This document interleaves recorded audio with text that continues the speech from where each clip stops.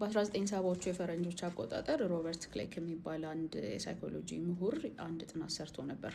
ያ በጣም ኦልድ ጥናት ነው፣ ግን አይ ቲንክ እስከ አሁንም ድረስ አፕላይ ያደርጋል ብዬ አስባለሁኝ። ሰዎችን በሁለት ግሩፕ ከፈላቸውና አንደኞቹን ግሩፖች ከዚህ ከጆሯቸው እስከ አፋቸው ድረስ ጠባሳ ስዕል ሳለባቸው፣ ሌሎኞቹን ደግሞ ንጹህ አድርጎ ላኳቸው። ከዛ በኋላ ውጭ ወጥተው ከሰው ጋር አውርተው ሲመለሱ እንዴት ነበር ኢንተራክሽናችሁ ተብለው ተጠየቁ።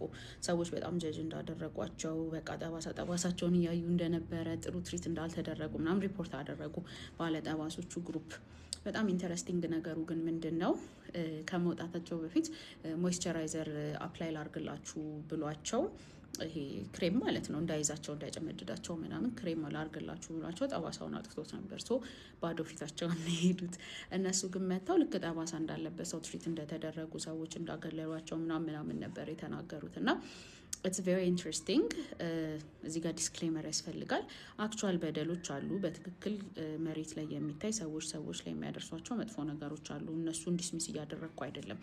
ነገር ግን አንዳንዴ ደግሞ ጭንቅላታችን ውስጥ ብቻ ያሉ ነገሮች አሉ። ሶ እነዚህ ሰዎች ጠባሳውን አጥፍቶላቸው ነበር፣ ግን እነሱ በመስታወት ያዩት ጠባሳው ነው። ከዛ በኋላ ሞይስቸራይዘር ብቻ አፕላይ እንደተደረገላቸው ነው የሚያውቁት። ስለዚህ ፊታቸው ላይ ጠባሳ እንዳለ ነው የሚያስቡት።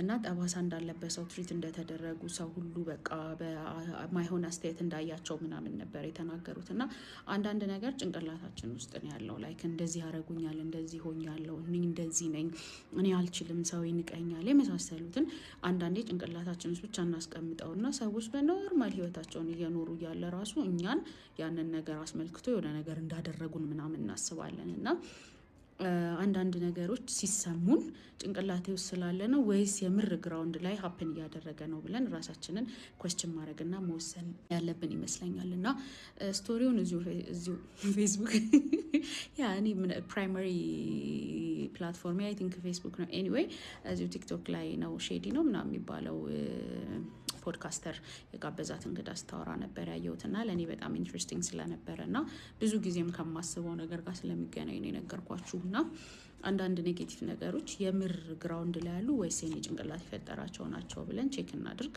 ከዛ ደግሞ ሰዎች ከሆኑ